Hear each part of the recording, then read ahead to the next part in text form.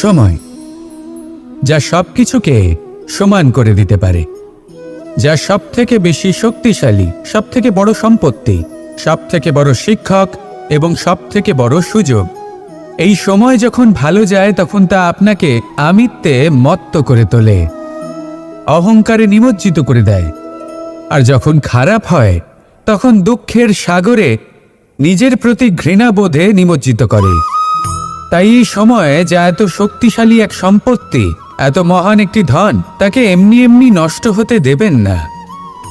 এই সময়ের সাথে কি করবেন, কিভাবে করবেন তা ভাবতে গিয়ে এবং করতে গিয়ে সময় নষ্ট করবেন না। যদি আপনি এই সময় নষ্ট করেন তাহলে সময়ও নিশ্চিত করবে যে আপনার সাথে কি করা উচিত। তাই সময়ের সদ্ব্যবহার করুন আর আমার সাথে ভালোবেসে বলুন, রাধা রাধা। আপনি এটা শুনে থাকবেন যে ছোট্ট একটা বালক, সে ঈশ্বরের প্রতিরূপ হয়। কিন্তু এমন কেন বলা হয় তা কি আপনি কখনো ভেবে দেখেছেন? আমি আপনাকে বলছি, কোনো একটা ছোট্ট বালককে দেখুন, সে কি করে? সকলকে সমান চোখে দেখে। ওর মনে না কোনো ছলনা রয়েছে, না কোনো কপটতা, না অহংকার রয়েছে, আর না কোনো বিষয় নিয়ে কোনো চিন্তা। সকলকে সে সমান চোখে দেখে আর নিজের মধ্যেই প্রসন্ন থাকে, সকল বিকার থেকে মুক্ত। এগুলোই তো সেই গুণ, সেই বালকের মধ্যে যা হলো ঈশ্বর স্বরূপ। এবার ভেবে দেখুন, যদি প্রত্যেকটা মানুষ এই ছোট বালকের মতো সেই সব গুণ নিজের মধ্যে জাগ্রত করে তোলে, তাহলে কি হবে? তারাও ঈশ্বর তুল্য হয়ে উঠবে। তাই আপনিও এটাই করুন, নিজের মনকে বিকার মুক্ত করুন সেই ছোট্ট বালকের মতো। মনের মধ্যে না কোনো চিন্তা রাখবেন, না মোহ, না ক্রোধ, না কোনো রকমের ছলনা বা কপটতা। সবাইকে সমান চোখে দেখুন আর নিজের মনেই প্রসন্ন থাকতে শিখুন। এই মন প্রেমময় হয়ে বলবে, রাধা রাধা। জীবনে সাফল্য লাভ করতে হলে মানুষকে উচিত পথে চলতে হবে, কিন্তু তার থেকেও বেশি গুরুত্বপূর্ণ হলো এটা বোঝা যে সেই পথে চলতে চলতে কখন আমাদের দাঁড়াতে হবে আর কখন আমাদের চলতে হবে। এই শিক্ষা অত্যন্ত গুরুত্বপূর্ণ। এবার দেখুন, ছোট্ট একটা কথা রয়েছে, ওকে আটকিও না, যেতে দাও। এই বাক্যের অর্থ কি? অর্থ যে কাউকে আটকিও না, যে এগোতে চাইছে তাকে এগোতে দাও, তার পথে বাধা সৃষ্টি করো না। এবার এই ছোট কথাতে এক অনুচিত স্থানে আমি দাঁড়িয়ে পড়ি। আটকাও, যেতে দিও না। এবার এর অর্থ কি হলো? যে এই ব্যক্তিকে আটকাও, তাকে জীবনে এগোতে দিও না, এর পথে বাধা সৃষ্টি করো। এবার এই ছোট কথাতে অনুচিত স্থানে যদি আমি আটকে যাই, তবে ভাবো কত পার্থক্য হলো। এই শিক্ষা কতটা গুরুত্বপূর্ণ সেটা শিখুন, আর এই শিক্ষা আমাদের জীবনে কতটা গুরুত্বপূর্ণ হতে পারে সেইটা বুঝুন। বুঝে যান, শিখে যান জীবনে কখন সামনে এগোতে হবে আর কখন থামতে হবে। মন প্রসন্ন হয়ে বলবে, রাধা রাধা। কাম তৃতীয় পুরুষার্থ। এবার অধিকাংশ মানুষই কাম বলতে বিলাসিতা, বাসনা, লালসা মনে করে ফেলে। আসলে এমন কিছুই নয়। কামের বাস্তবিক অর্থ কি? কামের বাস্তবিক অর্থ হল কামনা। প্রতিটা ব্যক্তি, প্রতিটা মানুষ, প্রতিটা জীব এই সংসারে কোনো না কোনো বিশেষ কারণে আসে। সেই কারণকে পূর্ণ করার জন্য কর্ম করাকে কাম বলে। এখন সেটা সবার জন্য ভিন্ন হতে পারে। কারোর কাছে সেটা জ্ঞান অর্জন করা হতে পারে, আবার কারোর কাছে নির্মাণ করা হতে পারে। কারোর জন্য পরিবারকে সঞ্চালন করা হতে পারে, আবার কারোর জন্য এই সংসার থেকে পাপ দূর করা হতে পারে। কিন্তু সবথেকে গুরুত্বপূর্ণ হলো যে মানুষ যেন নিজের কর্ম ঠিক করে করে, সম্পূর্ণ যত্ন নিয়ে করে। তৃতীয় পুরুষার্থ মানে এই কাম। এটার অনুচিত অর্থ নিজেকে বোঝানো মানেই সমগ্র জীবনকে অর্থহীন করে দেওয়া। তাই প্রেম দ্বারা আপনার এই সংসারে আসার কারণটাকে অনুসন্ধান করুন, আর এই প্রেমের সাথেই বলুন, রাধা রাধা। এই সংসারে যখনই দুজন মানুষ একত্রিত হয়ে কোনো সমস্যার বিষয়ে আলোচনা করেন, তখন হয় সবার শেষে কোনো না কোনো সমাধান বের করেন বা কোনো না কোনো বিবাদ করেন। এই বিবাদ হলো মনুষ্য জীবনের সবথেকে বড় ঝামেলা, সবথেকে বড় সমস্যা। ভেবে দেখুন এই বিবাদ কেন হয়? তখনই হয় যখন বার্তালাপ ঠিকমতো হয় না। আর বার্তালাপ ঠিকমতো কেন হয় না? কারণ বেশিরভাগ সময় মানুষ একটাই ভুল করে বসে। সামনের মানুষের কথা শোনেন, কিন্তু তার উত্তর দেবার জন্য, তার কথার মর্ম বোঝার জন্য নয়। কিন্তু যেদিন থেকে, যে মুহূর্ত থেকে আপনি এটা শিখতে শুরু করে দেবেন যে আমি অপরের কথা শুনব, কিন্তু সেটা বোঝার জন্য, তাকে উল্টে জবাব দেবার জন্য নয়, সেদিন থেকেই বিবাদের সমাপ্তি ঘটবে আর বার্তালাপ স্পষ্ট হয়ে যাবে। দেখুন, হয় সামনের মানুষের কথা বুঝতে শিখুন বা নিজের বক্তব্য ভালোভাবে সামনের মানুষটাকে বুঝিয়ে বলুন। বার্তালাপ নাকি বিবাদ, আপনি কোনটা চান? সিদ্ধান্ত আপনার। আসুন আর আমার সাথে ভালোবেসে বলুন, রাধা রাধা।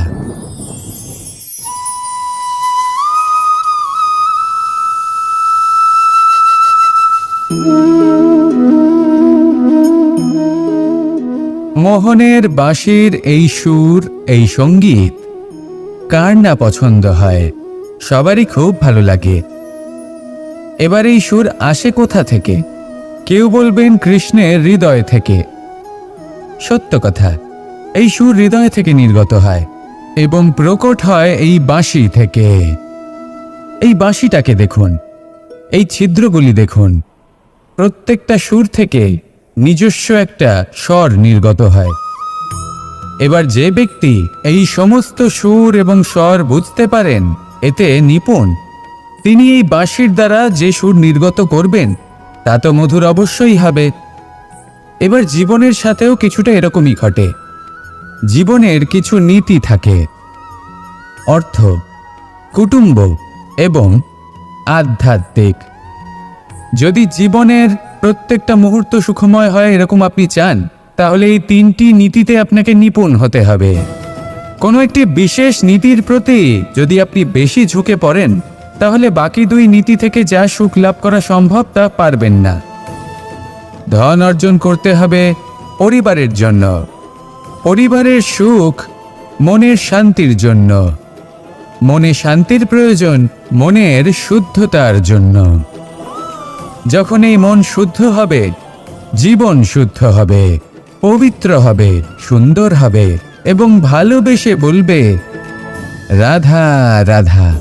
এমন অনেক ব্যক্তি রয়েছেন যারা ঈশ্বরকে বিশ্বাস করেন এবং জানেন যে ঈশ্বর তাদেরকে দেখছেন, তাই যে যে শুভকর্ম ওনারা করেছেন তার ফল তারা অবশ্যই পাবেন।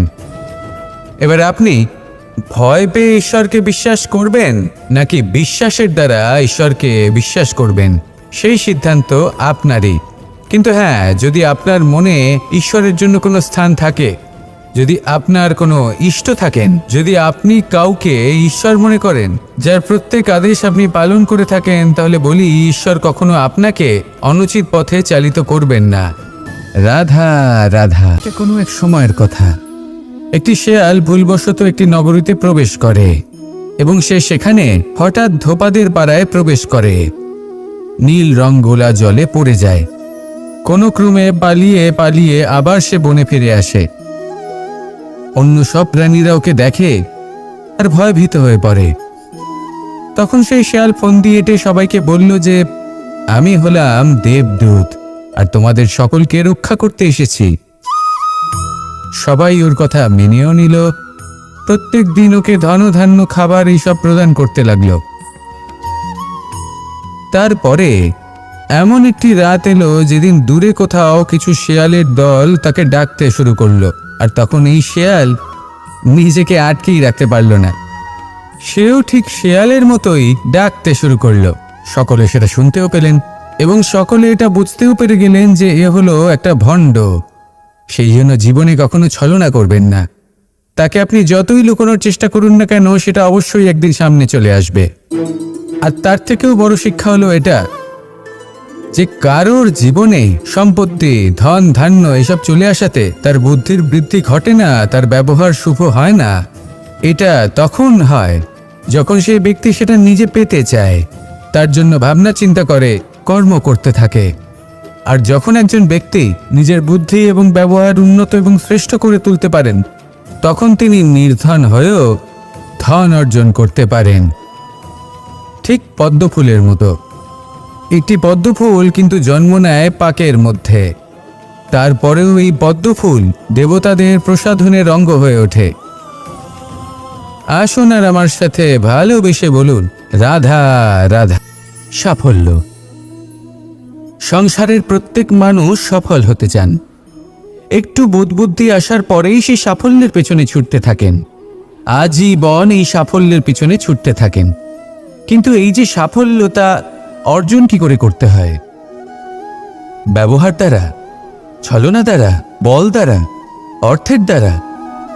দুর্ভাগ্যবশত সাফল্য এভাবে লাভ করা যায় না। সাফল্য তখন লাভ করবেন যখন আপনি অসফলতা থেকে শিক্ষা লাভ করবেন। অসাফল্য থেকে শিক্ষা লাভ করা অত্যন্ত গুরুত্বপূর্ণ। করা ভুলের থেকে শেখা অত্যন্ত গুরুত্বপূর্ণ। যদি আপনি অসাফল্যকে ভয় পান, তার থেকে দূরে পালান, তাহলে জীবনে কখনোই এগোতে পারবেন না। অসফলতা আসেই আপনাকে এটা বোঝানোর জন্য যে সাফল্য কিভাবে অর্জন করা যেতে পারে। তাহলে অসফলতাকে স্বাগত জানান, তার থেকে শিখুন। নিশ্চিত রূপে সাফল্য আপনার কাছে আসবেই আসবে। আর এই মন তা সুপ্রসন্ন হয়ে বলবে, রাধা রাধা। আমরা আমাদের জীবনের লক্ষ্য প্রাপ্ত করার জন্য কি না করে থাকি। আমরা ভাবনা চিন্তা করে থাকি, কত জ্ঞান অর্জন করে থাকি, তারপরে আমরা পরিকল্পনা করি আর প্রচেষ্টা করি। এবার প্রথম চেষ্টাতেই সাফল্য লাভ করব সেটা নাও হতে পারে, বরং ইতিহাস সাক্ষী যে প্রথমবার প্রচেষ্টা করে সাফল্য লাভ করার সম্ভাবনা অত্যন্ত কম। আর যে কোনো সফল ব্যক্তিকে দেখুন, আপনি বুঝবেন সেই ব্যক্তি বারবার প্রচেষ্টা করে, চেষ্টা করা থামায় না, তবেই সেই ব্যক্তি একদিন সাফল্য লাভ করেন। সেই জন্য আপনিও প্রচেষ্টা করা কখনো বন্ধ করবেন না, করতেই থাকুন।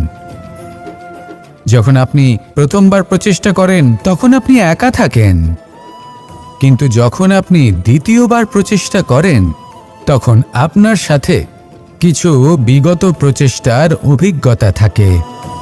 চেষ্টা করতে থাকুন, সাফল্য আপনার কাছে আসতেই চলেছে। আসুন আমার সাথে ভালোবেসে বলুন, রাধা রাধা। আমাদের সকলের জীবনে একটা লক্ষ্য থাকে যেটা আমরা লাভ করতে চাই। ঠিক যেন একটা প্রতিস্পর্ধা বিদ্যমান যে কে সব থেকে আগে নিজের লক্ষ্যে পৌঁছতে পারবে। আর সেই জন্য আমরা সকলেই খুব তাড়াতাড়ি এগোতে চেষ্টা করি, বড় এবং দীর্ঘ পদক্ষেপ ফেলি, যাতে তাড়াতাড়ি নিজের লক্ষ্যে পৌঁছতে পারি। কিন্তু এক অত্যন্ত গুরুত্বপূর্ণ বিষয় আছে, সবসময় লক্ষ্য সামনে থাকবে না, কখনো কখনো তা খুঁজতে হয়। এই যাত্রা খুব কঠিন হতে পারে। আর ঠিক এই কারণেই সবসময় দ্রুত গতিতে চলা বা তাড়াতাড়ি পথে চলা সেটা আবশ্যক নয়।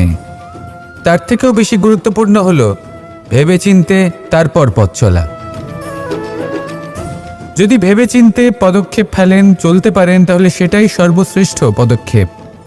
কখন কোন দিকে যেতে হবে, কখন কোথায় দিক পাল্টানো যাবে না, কখন গতি বেশি রাখতে হবে, কখন কম, কখন থামবো, কখন চলবো, এই সব কিছুর বিষয়ে জ্ঞান অত্যন্ত গুরুত্বপূর্ণ এবং ভেবে চিন্তে চলতেই হবে। সেই জন্য শুধু তীব্র গতিতে সামনে এগোলে চলবে না, ভাবনা চিন্তা করে এগোতে হবে। আসুন আমার সাথে ভালোবেসে বলুন, রাধা রাধা। মানুষ বলে থাকেন যে জীবনে সময়ের পূর্বে এবং ভাগ্যের থেকে বেশি কিছুই পাওয়া যায় না। এটা যার যার নিজের বক্তব্য। আমি বলবো এই সময় আসলে কি? এই সময় হলো যাতে যুগ যুগান্তর নিহিত আছে, যার মধ্যে দিন আছে, মাস আছে, বছর আছে, ঠিক কিনা? বাস্তবে আপনার কাছে সময় কতটা আছে যা আপনি সদ্ব্যবহার করতে পারেন? তখন থেকে আছে যখন থেকে আপনি নিজেকে বুঝতে শুরু করেন। ততক্ষণ আছে যতক্ষণ না আপনি এই সংসার ছেড়ে চলে যাচ্ছেন। শুধু এটুকু সময় আছে আপনার কাছে। আর যদি ভাগ্যের কথা বলা হয়, তাহলে ভাগ্য হলো সেই পরিস্থিতি যখন মানুষ নিজেকে সময়ের হাতে সমর্পণ করে দেন, তাকে ভাগ্য বলে। অর্থাৎ আপনি জীবনে পরিশ্রম করেছেন, বিপদের সম্মুখীন হয়েছেন, সামনে এগিয়ে গেছেন, কোথাও পৌঁছে গেছেন, এবং তখন আপনার মনে হলো যে ব্যাস এখানেই থেমে যাওয়া উচিত, তাহলে সেটাই হবে আপনার ভাগ্য। যদি ভাগ্যের কথা বলা হয়, তাহলে বলবো সত্যবানের ভাগ্যে মৃত্যু লেখা ছিল, কিন্তু সাবিত্রীর কর্ম তাকে পুনর্জীবিত করে তুলেছিল। অর্থাৎ এই ভাগ্য বদল করা সম্ভব কর্ম এবং পরিশ্রমের দ্বারা। ভেবে দেখুন, রাবণ মাতা সীতাকে হরণ করেছিল। যদি শ্রীরাম সেটাকে ভাগ্য বলে মেনে নিতেন, তাহলে কখনো ভাগ্য বিধাতা হয়ে উঠতে পারতেন না। ভাগ্য হলো একটা বাঁধন, যেটাকে ভেঙে ফেলা খুব প্রয়োজনীয়। নিজের লক্ষ্যের কাছে পৌঁছতে হবে। হতেই পারে এই লক্ষ্য হলো পরমাত্মার কাছে পৌঁছে যাওয়া। আপনি যদি পরমাত্মার কাছে পৌঁছতে নাও পারেন, তাও সেই পথে কিছুটা অগ্রসর হতে পারছেন, তাই না? তাহলে ভাগ্যের এই বাঁধন ভেঙে ফেলুন, নিজের কর্মের দ্বারা নিজের প্রারব্ধ গড়ে তুলুন এবং আমার সাথে ভালোবেসে বলুন, রাধা রাধা, রাধা রাধা। আমরা সকলে শক্তি অনুভব করতে চাই। এবার যদি আপনাকে জিজ্ঞেস করা হয় যে সবথেকে বেশি শক্তির অনুভব কোথা থেকে করা সম্ভব, তখন কেউ কেউ বলবেন পুষ্টিকর আহার গ্রহণ করলে, ব্যায়াম করলে, কেউ বলবেন ধন লাভ করলে, বন্ধুদের থেকে, পরিবারের থেকে, আদি ইত্যাদি। এইভাবে আপনি শক্তির অনুভব অবশ্যই করতে পারেন, কিন্তু সবথেকে বেশি শক্তির অনুভব যদি আপনি করতে চান, তাহলে তা পাবেন শুধু একতার দ্বারা, সংগঠনের দ্বারা। যদি আপনাকে উদাহরণ দিই, নিজের এই হাতটাকে দেখুন, 5টা আঙুল রয়েছে। কোনো একটা বস্তুকে নিজের একটা আঙুল দ্বারা তুলে ধরার চেষ্টা করে দেখুন, বড়ই কষ্ট হবে। তখন আপনি বুঝতে পারবেন, যখন এই 5টি আঙুল একত্রিত হয়, তখন কোনো কাজ কতটা সহজ হতে পারে। এটাই হলো শক্তি, একতার। সবথেকে ভালো উদাহরণ যদি আপনাকে দিই, তাহলে বাঁশি। এই বাঁশি থেকে অত্যন্ত মধুর সুর নির্গত হয়, যা সবার মন প্রসন্ন করে দেয়। এই কথা সত্যি, কিন্তু এই বাঁশি আমি একটা বা দুটো আঙুল দিয়ে বাজাতে পারবো না। আমাকে প্রত্যেকটা আঙুল ব্যবহার করতেই হবে, তবেই এর থেকে মধুর সুর নির্গত হবে, যা সকলকে প্রসন্ন করবে। ঠিক কিনা? ঠিক এইভাবেই যদি আপনি চান যে আপনার জীবনরূপী বাঁশি থেকেও মধুর সুর নির্গত হোক বা সবার মনকে প্রসন্ন করে তুলুক, তাহলে আপনাকেও জীবনে একতা নিয়ে আসতেই হবে। আপনি একাও কর্ম করতে পারেন, পথ চলতেও পারেন, সামনেও এগোতে পারেন, সাফল্যও লাভ করতে পারেন। কিন্তু যখন সকলে একসাথে এগোবেন, সেই পথে চলবেন, সেই কর্মই করবেন, তখন লক্ষ্যে অবশ্যই পৌঁছবেন, সাফল্য অবশ্যই লাভ করবেন। কিন্তু সেই সাফল্য এবং তার আনন্দর সংমিশ্রণটাই একটু অন্যরকম হবে। তাই জীবনে ঐক্যবদ্ধ হন, একসাথে মিলে এগোতে থাকুন, আর আমার সাথে ভালোবেসে বলুন, রাধা রাধা। জল এ হলো জীবনের আধার, পঞ্চতত্ত্বের মধ্যে একটি, আর অত্যন্ত বিশেষ। এর থেকে অনেক বড় শিক্ষা পাওয়া যায়। এই জল গন্তব্যের বিষয়ে এর স্পষ্ট ধারণা আছে। ও জানে ওর লক্ষ্য কি, আর প্রয়াস করে ততদূর সে পৌঁছেও যায়। এটি পর্বত থেকে বয়ে নিচে নেমে আসে, নদীর সাথে সমাহিত হয়ে তার সাথে বয়ে চলে, চিরসবুজ বনানী গড়ে তোলে, প্রাণীদের তৃষ্ণা নিবারণ করে, সামনে এগিয়ে চলে, মানুষের সাথে মিলিত হয়। যারা একে বাঁধের মধ্যে বেঁধে রাখতে চেষ্টা করে, সে বন্দি দশাতেও থেকে যায়, মানুষের কল্যাণ করে। তারপর বাঁধ থেকে মুক্তি পেয়ে এগিয়ে চলে। কোথাও ধাক্কা খায়, কোথাও বাধা পড়ে, কোথাও যদি পথ খুঁজে না পায়, তাহলে পথ খুঁজেই নেয়। আর যেখানে পথ থাকে না, সেখানে পথ বানিয়ে নেয়, আর শেষ পর্যন্ত নিজের লক্ষ্যে পৌঁছেই যায়। অর্থাৎ সমুদ্রে গিয়ে সমাহিত হয়ে যায়। আমাদেরও কিছুটা এরকমই হয়ে উঠতে হবে। যেখানেই যাবেন, সকলের কল্যাণ করুন, সামনে এগোন। আপনি কোথাও পড়ে গেলে, ধাক্কা খেলে আঘাত লাগবেই, উত্থান পতন লেগেই থাকে। সামনে এগোতে থাকুন, কোথাও পথ না পেলে তা খুঁজে নিন, কোথাও পথ না থাকলে তা বানিয়ে নিন। নিজের গন্তব্যের কথা সবসময় মনে রাখুন। শেষ পর্যন্ত নিজের মোক্ষ লাভ আপনি অবশ্যই করবেন। আর আমার সাথে ভালোবেসে বলুন, রাধা রাধা।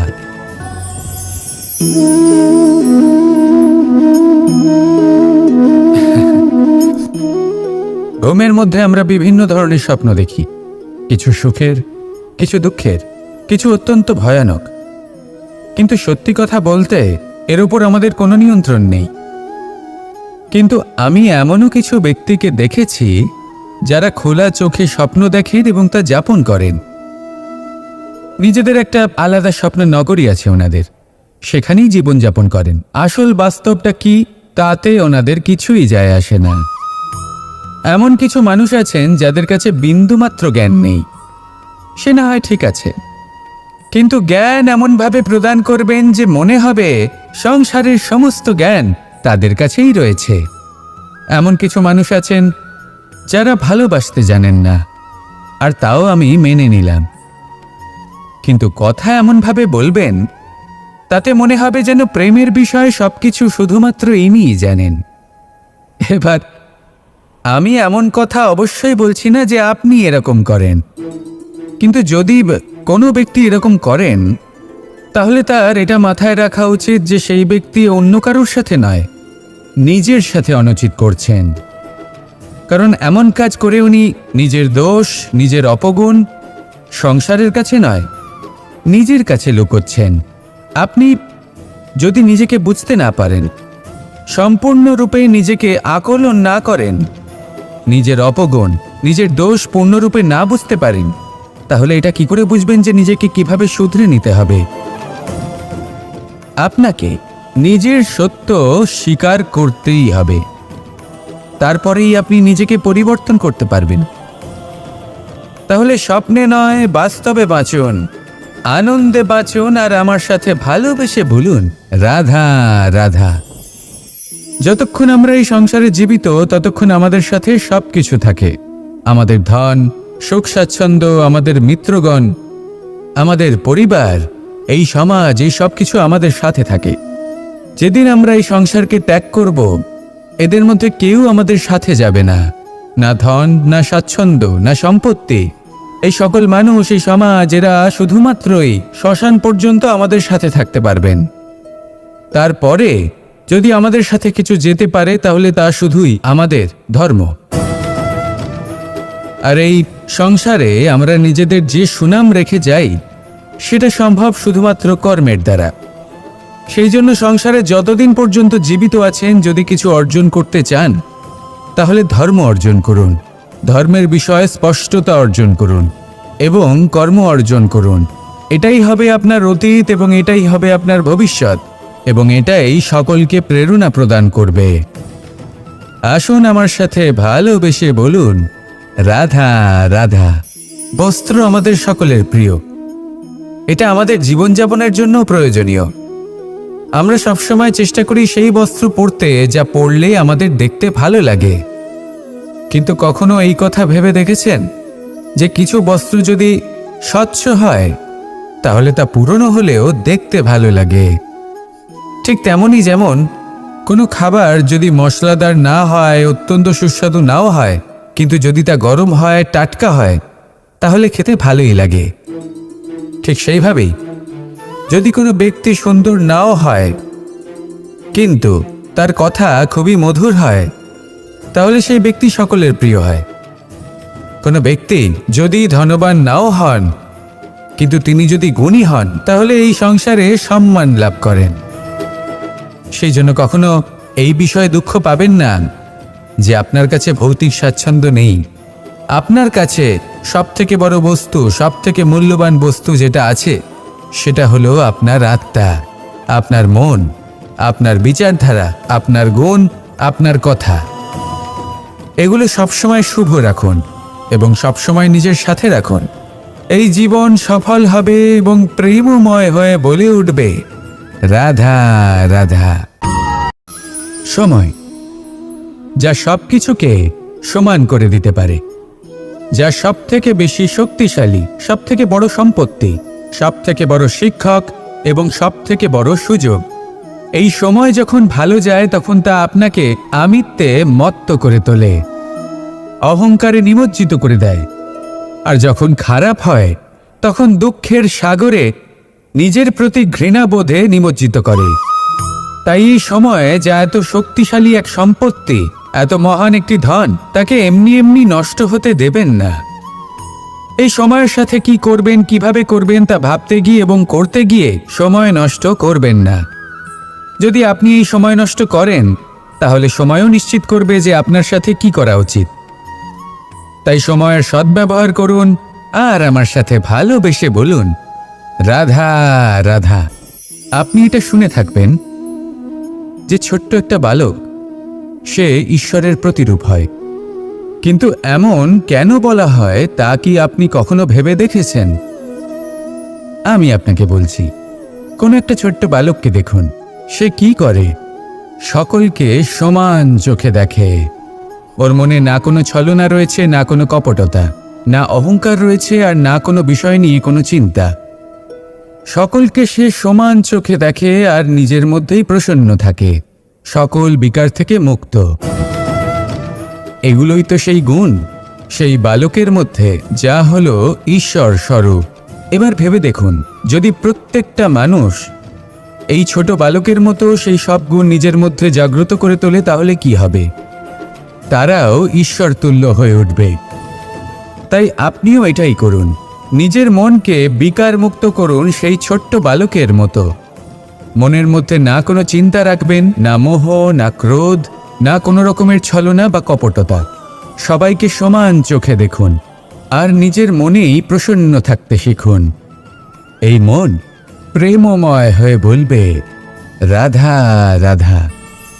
জীবনে সাফল্য লাভ করতে হলে মানুষকে উচিত পথে চলতে হবে, কিন্তু তার থেকেও বেশি গুরুত্বপূর্ণ হলো এটা বোঝা যে সেই পথে চলতে চলতে কখন আমাদের দাঁড়াতে হবে আর কখন আমাদের চলতে হবে। এই শিক্ষা অত্যন্ত গুরুত্বপূর্ণ। এবার দেখুন, ছোট্ট একটা কথা রয়েছে, ওকে আটকিও না, যেতে দাও। এই বাক্যের অর্থ কি? অর্থ যে কাউকে আটকিও না, যে এগোতে চাইছে তাকে এগোতে দাও, তার পথে বাধা সৃষ্টি করো না। এবার এই ছোট কথাতে এক অনুচিত স্থানে আমি দাঁড়িয়ে পড়ি। আটকাও, যেতে দিও না। এবার এর অর্থ কি হলো? যে এই ব্যক্তিকে আটকাও, তাকে জীবনে এগোতে দিও না, এর পথে বাধা সৃষ্টি করো। এবার এই ছোট কথাতে অনুচিত স্থানে যদি আমি আটকে যাই, তবে ভাবো কত পার্থক্য হলো। এই শিক্ষা কতটা গুরুত্বপূর্ণ সেটা শিখুন, আর এই শিক্ষা আমাদের জীবনে কতটা গুরুত্বপূর্ণ হতে পারে সেইটা বুঝুন। বুঝে যান, শিখে যান জীবনে কখন সামনে এগোতে হবে আর কখন থামতে হবে। মন প্রসন্ন হয়ে বলবে, রাধা রাধা। কাম, তৃতীয় পুরুষার্থ। এবার অধিকাংশ মানুষই কাম বলতে বিলাসিতা, বাসনা, লালসা মনে করে ফেলে। আসলে এমন কিছুই নয়। কামের বাস্তবিক অর্থ কি? কামের বাস্তবিক অর্থ হল কামনা। প্রতিটা ব্যক্তি, প্রতিটা মানুষ, প্রতিটা জীব এই সংসারে কোনো না কোনো বিশেষ কারণে আসে। সেই কারণকে পূর্ণ করার জন্য কর্ম করাকে কাম বলে। এখন সেটা সবার জন্য ভিন্ন হতে পারে। কারোর কাছে সেটা জ্ঞান অর্জন করা হতে পারে, আবার কারোর কাছে নির্মাণ করা হতে পারে। কারোর জন্য পরিবারকে সঞ্চালন করা হতে পারে, আবার কারোর জন্য এই সংসার থেকে পাপ দূর করা হতে পারে। কিন্তু সবথেকে গুরুত্বপূর্ণ হলো যে মানুষ যেন নিজের কর্ম ঠিক করে করে, সম্পূর্ণ যত্ন নিয়ে করে। তৃতীয় পুরুষার্থ মানে এই কাম। এটার অনুচিত অর্থ নিজেকে বোঝানো মানেই সমগ্র জীবনকে অর্থহীন করে দেওয়া। তাই প্রেম দ্বারা আপনার এই সংসারে আসার কারণটাকে অনুসন্ধান করুন, আর এই প্রেমের সাথেই বলুন, রাধা রাধা। এই সংসারে যখনই দুজন মানুষ একত্রিত হয়ে কোনো সমস্যার বিষয়ে আলোচনা করেন, তখন হয় সবার শেষে কোনো না কোনো সমাধান বের করেন বা কোনো না কোনো বিবাদ করেন। এই বিবাদ হলো মনুষ্য জীবনের সব থেকে বড় ঝামেলা, সব থেকে বড় সমস্যা। ভেবে দেখুন এই বিবাদ কেন হয়? তখনই হয় যখন বার্তালাপ ঠিকমতো হয় না। আর বার্তালাপ ঠিকমতো কেন হয় না? কারণ বেশিরভাগ সময় মানুষ একটাই ভুল করে বসে। সামনের মানুষের কথা শোনেন, কিন্তু তার উত্তর দেবার জন্য, তার কথার মর্ম বোঝার জন্য নয়। কিন্তু যেদিন থেকে, যে মুহূর্ত থেকে আপনি এটা শিখতে শুরু করে দেবেন যে আমি অপরের কথা শুনব, কিন্তু সেটা বোঝার জন্য, তাকে উল্টে জবাব দেবার জন্য নয়, সেদিন থেকেই বিবাদের সমাপ্তি ঘটবে আর বার্তালাপ স্পষ্ট হয়ে যাবে। দেখুন, হয় সামনের মানুষের কথা বুঝতে শিখুন, বা নিজের বক্তব্য ভালোভাবে সামনের মানুষটাকে বুঝিয়ে বলুন। বার্তালাপ নাকি বিবাদ, আপনি কোনটা চান? সিদ্ধান্ত আপনার। আসুন আর আমার সাথে ভালোবেসে বলুন, রাধা রাধা।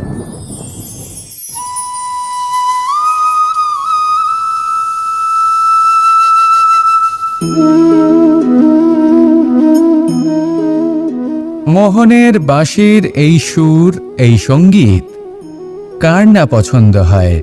সবারই খুব ভালো লাগে। এবার এই সুর আসে কোথা থেকে? কেউ বলবেন কৃষ্ণের হৃদয় থেকে। সত্য কথা, এই সুর হৃদয় থেকে নির্গত হয় এবং প্রকট হয় এই বাঁশি থেকে। এই বাঁশিটাকে দেখুন, এই ছিদ্রগুলি দেখুন, প্রত্যেকটা সুর থেকে নিজস্ব একটা স্বর নির্গত হয়। এবার যে ব্যক্তি এই সমস্ত সুর এবং স্বর বুঝতে পারেন, এতে নিপুণ, তিনি এই বাঁশির দ্বারা যে সুর নির্গত করবেন তা তো মধুর অবশ্যই হবে। এবার জীবনের সাথেও কিছুটা এরকমই ঘটে। জীবনের কিছু নীতি থাকে, অর্থ, কুটুম্ব এবং আধ্যাত্মিক। যদি জীবনের প্রত্যেকটা মুহূর্ত সুখময় হয় এরকম আপনি চান, তাহলে এই তিনটি নীতিতে আপনাকে নিপুণ হতে হবে। কোনো একটি বিশেষ নীতির প্রতি যদি আপনি বেশি ঝুঁকে পড়েন, তাহলে বাকি দুই নীতি থেকে যা সুখ লাভ করা সম্ভব তা পারবেন না। ধন অর্জন করতে হবে পরিবারের জন্য, পরিবারের সুখ মনের শান্তির জন্য, মনে শান্তির প্রয়োজন মনের শুদ্ধতার জন্য। যখন এই মন শুদ্ধ হবে, জীবন শুদ্ধ হবে, পবিত্র হবে, সুন্দর হবে এবং ভালোবেসে বলবে রাধা রাধা। এমন অনেক ব্যক্তি রয়েছেন যারা ঈশ্বরকে বিশ্বাস করেন এবং জানেন যে ঈশ্বর তাদেরকে দেখছেন, তাই যে যে শুভকর্ম ওনারা করেছেন তার ফল তারা অবশ্যই পাবেন। এবার আপনি ভয় পেয়ে ঈশ্বরকে বিশ্বাস করবেন নাকি বিশ্বাসের দ্বারা ঈশ্বরকে বিশ্বাস করবেন, সেই সিদ্ধান্ত আপনারই। কিন্তু হ্যাঁ, যদি আপনার মনে ঈশ্বরের জন্য কোনো স্থান থাকে, যদি আপনার কোনো ইষ্ট থাকেন, যদি আপনি কাউকে ঈশ্বর মনে করেন, যার প্রত্যেক আদেশ আপনি পালন করে থাকেন, তাহলে বলি ঈশ্বর কখনো আপনাকে অনুচিত পথে চালিত করবেন না। রাধা রাধা। কোনো এক সময়ের কথা, একটি শেয়াল ভুলবশত একটি নগরীতে প্রবেশ করে এবং সে সেখানে হঠাৎ ধোপাদের পাড়ায় প্রবেশ করে। নীল রং গোলা জলে পড়ে যায়। কোনো ক্রমে পালিয়ে পালিয়ে আবার সে বনে ফিরে আসে। অন্য সব প্রাণীরা ওকে দেখে আর ভয়ভীত হয়ে পড়ে। তখন সেই শেয়াল ফোন দিয়ে এটে সবাইকে বলল যে আমি হলাম দেবদূত আর তোমাদের সকলকে রক্ষা করতে এসেছি। সবাই ওর কথা মেনেও নিল। প্রত্যেক দিন ওকে ধনধান্য খাবার এইসব প্রদান করতে লাগলো। তারপরে এমন একটি রাত এলো যেদিন দূরে কোথাও কিছু শেয়ালের দল তাকে ডাকতে শুরু করলো। আর তখন এই শেয়াল নিজেকে আটকেই রাখতে পারল না। সেও ঠিক শেয়ালের মতোই ডাকতে শুরু করলো। সকলে সেটা শুনতেও পেলেন এবং সকলে এটা বুঝতেও পেরে গেলেন যে এ হলো একটা ভণ্ড। সেই জন্য জীবনে কখনো ছলনা করবেন না। তাকে আপনি যতই লুকোনোর চেষ্টা করুন না কেন, সেটা অবশ্যই একদিন সামনে চলে আসবে। আর তার থেকেও বড় শিক্ষা হলো এটা যে কারোর জীবনে সম্পত্তি, ধন ধান্য এসব চলে আসাতে তার বুদ্ধির বৃদ্ধি ঘটে না, তার ব্যবহার শুভ হয় না। এটা তখন হয় যখন সেই ব্যক্তি সেটা নিজে পেতে চায়, তার জন্য ভাবনা চিন্তা করে, কর্ম করতে থাকে। আর যখন একজন ব্যক্তি নিজের বুদ্ধি এবং ব্যবহার উন্নত এবং শ্রেষ্ঠ করে তুলতে পারেন, তখন তিনি নির্ধন হয়েও ধন অর্জন করতে পারেন। ঠিক পদ্ম ফুলের মতো। একটি পদ্ম ফুল কিন্তু জন্ম নেয় পাকের মধ্যে, তারপরেও এই পদ্ম ফুল দেবতাদের প্রসাধনের অঙ্গ হয়ে ওঠে। আসুন আর আমার সাথে ভালোবেসে বলুন, রাধা রাধা। সাফল্য। সংসারের প্রত্যেক মানুষ সফল হতে চান। একটু বোধবুদ্ধি আসার পরেই সেই সাফল্যের পেছনে ছুটতে থাকেন, আজীবন এই সাফল্যের পিছনে ছুটতে থাকেন। কিন্তু এই যে সাফল্য, তা অর্জন কি করে করতে হয়? ব্যবহার দ্বারা, ছলনা দ্বারা, বল দ্বারা, অর্থের দ্বারা? দুর্ভাগ্যবশত সাফল্য এভাবে লাভ করা যায় না। সাফল্য তখন লাভ করবেন যখন আপনি অসফলতা থেকে শিক্ষা লাভ করবেন। অসাফল্য থেকে শিক্ষা লাভ করা অত্যন্ত গুরুত্বপূর্ণ। করা ভুলের থেকে শেখা অত্যন্ত গুরুত্বপূর্ণ। যদি আপনি অসাফল্যকে ভয় পান, তার থেকে দূরে পালান, তাহলে জীবনে কখনোই এগোতে পারবেন না। অসফলতা আসেই আপনাকে এটা বোঝানোর জন্য যে সাফল্য কিভাবে অর্জন করা যেতে পারে। তাহলে অসফলতাকে স্বাগত জানান, তার থেকে শিখুন। নিশ্চিত রূপে সাফল্য আপনার কাছে আসবেই আসবে। আর এই মন তা সুপ্রসন্ন হয়ে বলবে, রাধা রাধা। আমরা আমাদের জীবনের লক্ষ্য প্রাপ্ত করার জন্য কি না করে থাকি। আমরা ভাবনা চিন্তা করে থাকি, কত জ্ঞান অর্জন করে থাকি। তারপরে আমরা পরিকল্পনা করি আর প্রচেষ্টা করি। এবার প্রথম চেষ্টাতেই সাফল্য লাভ করব সেটা নাও হতে পারে, বরং ইতিহাস সাক্ষী যে প্রথমবার প্রচেষ্টা করে সাফল্য লাভ করার সম্ভাবনা অত্যন্ত কম। আর যে কোনো সফল ব্যক্তিকে দেখুন, আপনি বুঝবেন সেই ব্যক্তি বারবার প্রচেষ্টা করে, চেষ্টা করা থামায় না, তবেই সেই ব্যক্তি একদিন সাফল্য লাভ করেন। সেই জন্য আপনিও প্রচেষ্টা করা কখনো বন্ধ করবেন না, করতেই থাকুন। যখন আপনি প্রথমবার প্রচেষ্টা করেন তখন আপনি একা থাকেন, কিন্তু যখন আপনি দ্বিতীয়বার প্রচেষ্টা করেন তখন আপনার সাথে কিছু বিগত প্রচেষ্টার অভিজ্ঞতা থাকে। চেষ্টা করতে থাকুন, সাফল্য আপনার কাছে আসতেই চলেছে। আসুন আমার সাথে ভালোবেসে বলুন, রাধা রাধা। আমাদের সকলের জীবনে একটা লক্ষ্য থাকে যেটা আমরা লাভ করতে চাই। ঠিক যেন একটা প্রতিস্পর্ধা বিদ্যমান যে কে সব থেকে আগে নিজের লক্ষ্যে পৌঁছতে পারবে। আর সেই জন্য আমরা সকলেই খুব তাড়াতাড়ি এগোতে চেষ্টা করি, বড় এবং দীর্ঘ পদক্ষেপ ফেলি, যাতে তাড়াতাড়ি নিজের লক্ষ্যে পৌঁছতে পারি। কিন্তু এক অত্যন্ত গুরুত্বপূর্ণ বিষয় আছে, সবসময় লক্ষ্য সামনে থাকবে না, কখনো কখনো তা খুঁজতে হয়। এই যাত্রা খুব কঠিন হতে পারে। আর ঠিক এই কারণেই সবসময় দ্রুত গতিতে চলা বা তাড়াতাড়ি পথে চলা সেটা আবশ্যক নয়। তার থেকেও বেশি গুরুত্বপূর্ণ হলো ভেবেচিন্তে তারপর পথ চলা। যদি ভেবেচিন্তে পদক্ষেপ ফেলেন, চলতে পারেন, তাহলে সেটাই সর্বশ্রেষ্ঠ পদক্ষেপ। কখন কোন দিকে যেতে হবে, কখন কোথায় দিক পাল্টানো যাবে না, কখন গতি বেশি রাখতে হবে, কখন কম, কখন থামবো, কখন চলবো, এই সব কিছুর বিষয়ে জ্ঞান অত্যন্ত গুরুত্বপূর্ণ এবং ভেবে চিন্তে চলতেই হবে। সেই জন্য শুধু তীব্র গতিতে সামনে এগোলে চলবে না, ভাবনা চিন্তা করে এগোতে হবে। আসুন আমার সাথে ভালোবেসে বলুন, রাধা রাধা। মানুষ বলে থাকেন যে জীবনে সময়ের পূর্বে এবং ভাগ্যের থেকে বেশি কিছুই পাওয়া যায় না। এটা যার যার নিজের বক্তব্য। আমি বলবো এই সময় আসলে কি? এই সময় হলো যাতে যুগ যুগান্তর নিহিত আছে, যার মধ্যে দিন আছে, মাস আছে, বছর আছে, ঠিক কিনা? বাস্তবে আপনার কাছে সময় কতটা আছে যা আপনি সদ্ব্যবহার করতে পারেন? তখন থেকে আছে যখন থেকে আপনি নিজেকে বুঝতে শুরু করেন, ততক্ষণ আছে যতক্ষণ না আপনি এই সংসার ছেড়ে চলে যাচ্ছেন। শুধু এটুকু সময় আছে আপনার কাছে। আর যদি ভাগ্যের কথা বলা হয়, তাহলে ভাগ্য হলো সেই পরিস্থিতি যখন মানুষ নিজেকে সময়ের হাতে সমর্পণ করে দেন, তাকে ভাগ্য বলে। অর্থাৎ আপনি জীবনে পরিশ্রম করেছেন, বিপদের সম্মুখীন হয়েছেন, সামনে এগিয়ে গেছেন, কোথাও পৌঁছে গেছেন, এবং তখন আপনার মনে হলো যে ব্যাস এখানেই থেমে যাওয়া উচিত। তাহলে সেটাই হবে আপনার ভাগ্য। যদি ভাগ্যের কথা বলা হয় তাহলে বলবো সত্যবানের ভাগ্যে মৃত্যু লেখা ছিল, কিন্তু সাবিত্রীর কর্ম তাকে পুনর্জীবিত করে তুলেছিল। অর্থাৎ এই ভাগ্য বদল করা সম্ভব কর্ম এবং পরিশ্রমের দ্বারা।